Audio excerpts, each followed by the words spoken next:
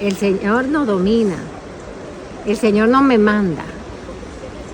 El Señor te sugiere, te presenta y tú respondes. El Señor te invita, pero el Señor no te manda.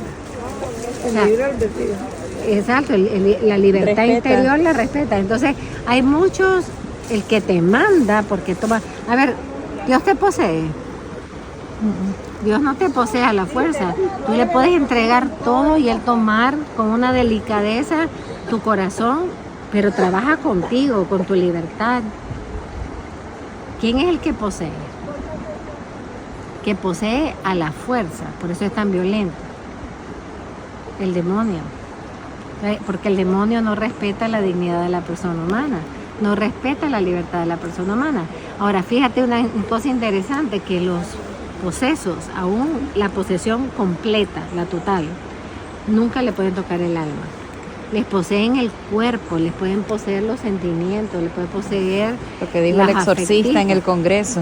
Puede poseerle todo, puede poseer incluso la mente, pero no le puede poseer el alma, porque el alma solo le pertenece a Dios, y ahí hay un basta ya, ahí no puede llegar el demonio. Hasta el poseso más poseído completo con la legión, pues, el alma no le podía, el demonio no se la puede tocar. Entonces, por eso el demonio es tan violento físicamente, y por eso les da tanta vuelta, porque él lo que ha poseído son las facultades netamente humanas. Ahora otra pregunta. ¿Hay una diferencia entre la persona poseída involuntariamente a aquel satánico? Sí, claro. Que voluntariamente quiere darle su alma al demonio. Sí, porque el que le da la alma al demonio es poseído totalmente. Por su voluntad. Por plena voluntad. Pero los que tienen, también los poseídos parciales, hay posesiones parciales. Posesiones parciales, que son personas que por ignorancia Abrieron puertas a cosas del ocultismo, pero no tenían plena conciencia de cuán oculto era ese ocultismo. Hay una posesión parcial. ¿Cómo se puede una posesión parcial? Por ejemplo, hay personas que dicen, es que en un momento yo siento una ira que me domina y no la puedo controlar. Cuando esta persona pasa, tú te das cuenta ahí, espérate. Si el Señor dice que nosotros tenemos dominio, nuestro espíritu debe dominar todas las pasiones. Que cuando una pasión es imposible que mi espíritu la domine, ahí hay definitiva una posesión parcial. y eso se libera con la confesión. A veces hasta las mayores se pueden liberar con la confesión. El Padre Pío, la mayoría se liberaban en el confesionario. Cuando Dios quiere que testificar ante los demás su poder, hace exorcismos públicos. Pues nosotros no sabemos en realidad cuántos exorcismos hizo Jesús, de gente que tal vez llegaba a la casa de Pedro y los exorcizaba, pero no eran públicos. Cuando Él quería, cuando Él quiere, porque Él no hace siempre exorcismos públicos. En realidad los exorcismos no deberían ser públicos. Porque hay que proteger la reputación de la persona, por eso es que el Señor no hace tanto, solamente cuando es necesario, y tal vez necesario para la misma persona, porque tal vez esa persona la han visto como enferma, como lunática, como no sé qué, y le cae mal a todo el pueblo, y me tiene loca que este hombre pega gritos, ¿verdad? Y entonces el Señor lo libera públicamente enfrente del pueblo, y para que el pueblo vea que ella tiene paz, entonces ya el pueblo también cambia de opinión. Pero siempre lo hace para el bien de la persona. ¿Dónde lo hace? ¿Cómo lo hace? Todo es siempre el bien de la persona y protegiendo la dignidad de la persona. El demonio no le interesa la dignidad de la persona. Ahora, otro peligro también con lo que usted dijo, madre, es nuestro vocabulario en decir, se me metió el diablo. ¿Saben por qué no es bueno esa expresión que es tan común? Porque esa expresión se refiere a Judas. Se refiere a Judas. ¿Se acuerdan cuando dice el Evangelio narra que de repente Judas piensa en ir a vender al Señor y están en la última cena? Dice, cuando el demonio se le mete a Judas.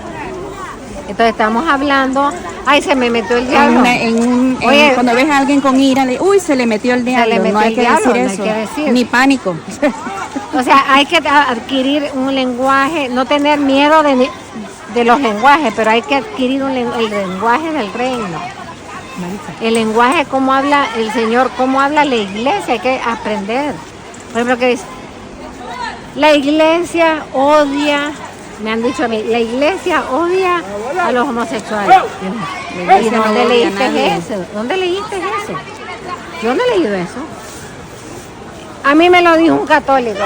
No. Mira, lo que te diga un católico tú no lo tienes que creer. Lo que te diga el catecismo de la iglesia católica, busca tal número y di qué lenguaje usa la iglesia sobre las personas con la orientación homosexual. Y aprende a decirlo. Pero sé que hay que estudiar, porque hay que estudiar no solamente para saber la verdad, sino para saber comunicarla con un lenguaje respetuoso. Yo en eso para mí es muy importante que el lenguaje represente la verdad. El demonio tiene su lenguaje. El demonio tiene su cultura. Dios tiene su lenguaje, su cultura, la ciudad de Dios, la ciudad del demonio, como la que describió San Agustín, ¿verdad? O las dos banderas de San Ignacio de Loyola. Pero tienen su lenguaje, tienen sus principios, tienen tampoco valores, pues tienen sus formas de ver la vida que son en oscuridad. El reino de los cielos tiene sus principios, sus valores que son de la luz. O sea que hay que conocerlos y saber distinguirlos.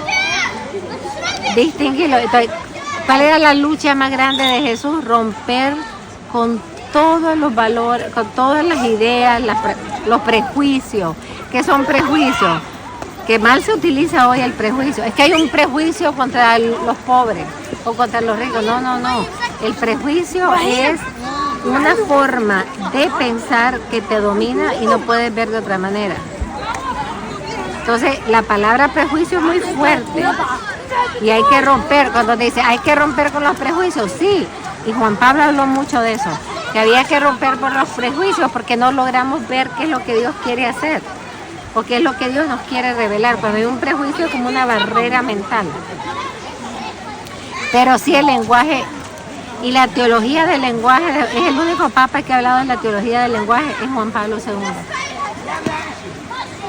Hasta incluso llegó a decir en la carta a la familia, cuando habla de la gran crisis de conceptos, que es las grietas de todas las crisis que tenemos hoy en la sociedad, dice, es la crisis de conceptos. O sea que todos los conceptos han sido virados al revés. Lo que es malo es bueno, lo que es bueno es malo, pero todo se interpreta. Hay que escribir un nuevo diccionario. A mí me da risa porque las hermanas dicen que yo hablo siempre dando definiciones. Yo no me doy cuenta. Entonces, hay unas que se están dedicando a sacar definiciones y dicen, ay, es que una sola charla son como 900 definiciones.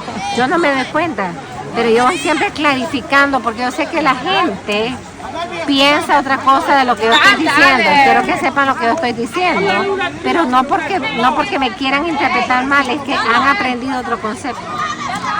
Entonces él dijo que toda la grieta de la fundación de las crisis del mundo contemporáneo se basaba en los conceptos equivocados.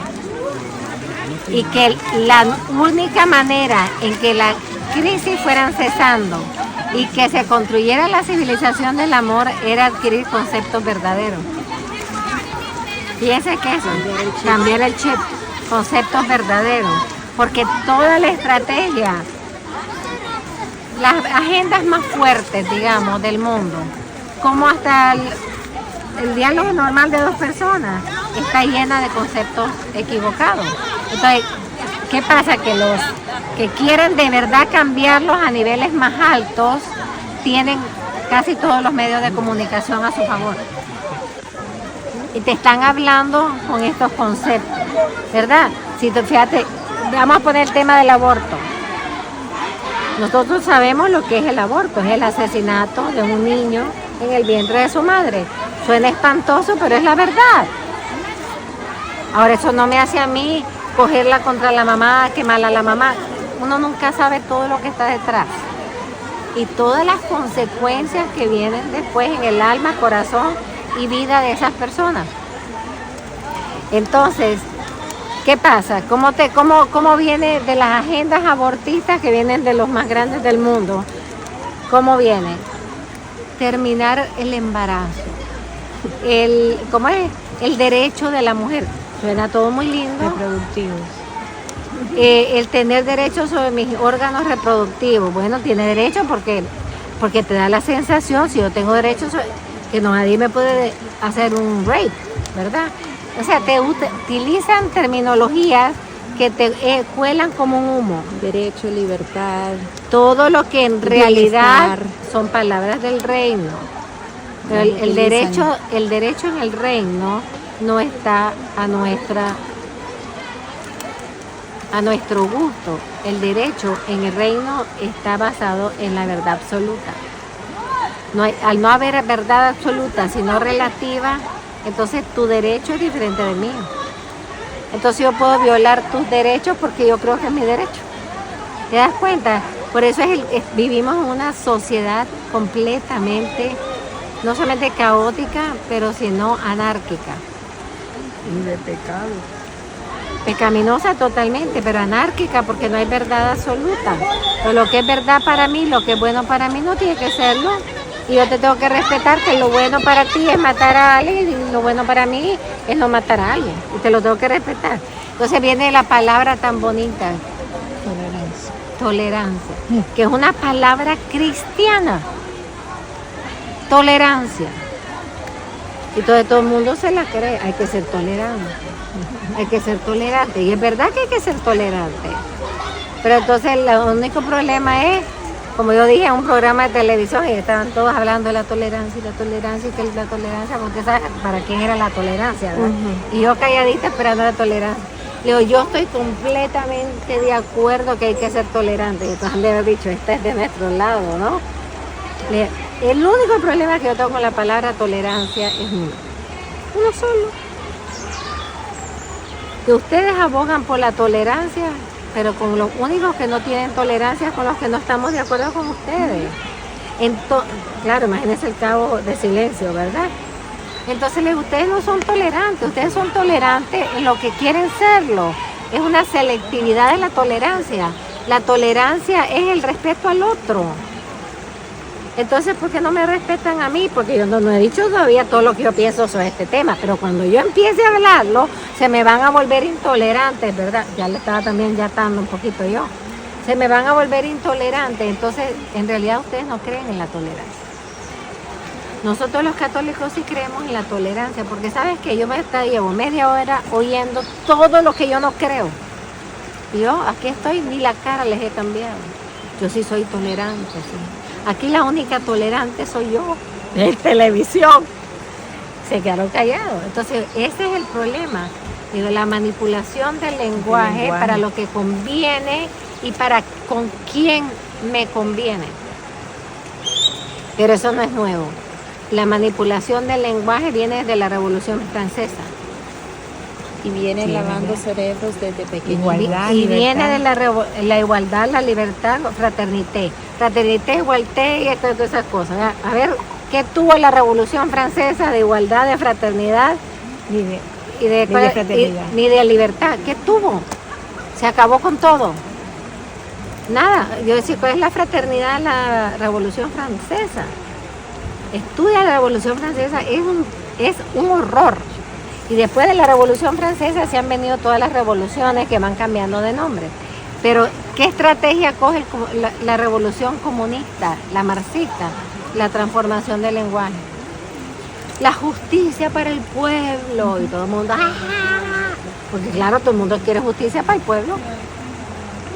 Yo soy parte del pueblo. Yo siempre soy los que los ponía furiosos. Es que ha llegado de la justicia para el pueblo. Yo soy parte del pueblo. O sea, pues como me echaban piedra, decía, yo soy parte del pueblo y me están tirando piedra. Entonces, ¿quién es el pueblo? La manipulación. Por eso es importante estudiar y aprender el lenguaje, porque el lenguaje exorciza. El lenguaje exorciza las mentiras. Usted comentó lo de los conceptos de Juan Pablo II. ¿Dónde escribe? En la carta de la familia. Creo que es en la número 13. El número 13. ¿Para quiénes? Los judíos. No, ellos no creían en la reencarnación para nada. Lo que ellos creían era el espíritu se transmitía. Como por ejemplo Eliseo, Elías y Eliseo. Cuando le deja la capa, ¿verdad? Que dice, te dejo una doble porción de mi espíritu. Entonces, en realidad no era el espíritu de la persona, es el espíritu pero ellos les pensaban así, el espíritu de Dios que le daba una doble porción. Lo mismo que hizo Elías, lo vas a hacer tú, pero en doble porción. Entonces, ellos no creían que es que Elías se encarnaba en Eliseo, sino que el espíritu profético de Elías se derramaba sobre Eliseo en una doble porción. ¿Y eso se transmite a través de una bendición o de un deseo o cómo? Que Dios se lo daba, pero se lo daba a través de ese profeta. Acuérdense que San Juan Bautista es el último profeta y el más grande profeta. Jesús mismo lo dijo. Él es el más grande profeta. ¿Por qué él es el más grande profeta? Porque todos, Isaías, ¿no? Ezequiel, todos ellos hablaban del futuro. Pero San Juan Bautista está hablando del presente. Es el profeta que está preparando el camino del que ya ha nacido, que nadie sabe qué es, pero ya ha nacido. Aquellos hablaban 700 años antes, 800 años, que viene el Mesías, que va a ser. San Juan Bautista está hablando del que ya está en medio de nosotros y que no es, o sea, no es una idea, ya está encarnado, ya está caminando, ya está aquí, ya está allá. Entonces, por eso es que cuando él lo ve en el Jordán, ay no, ese momento tiene que haber sido así de desmayo. Para San Juan Bautista, ver que es su primo, pero él sabe que es el Hijo de Dios, que él viene a bautizarse y por eso le dice, Señor, ¿cómo tú vienes a bautizarte? Le dice, hagámoslo, tenemos que seguir la ley. Aquella humildad de Cristo que se arrodilla en las aguas del Jordán y es que yo me puedo imaginar a San Juan Bautista temblando, como diciendo, para echarle el agua a quien tiene que bautizarlo a él. Por eso él decía, yo no soy digno de desatarle las correas de las sandalias. Y a San Juan, ¿cómo es la humildad de Cristo que se arrodilla ante San Juan Bautista? Para que con eso San Juan Bautista ya cumple su misión. Con el bautismo ya cumple su misión y poquito más tarde ya la presa y después Herodías baila y lo decapita.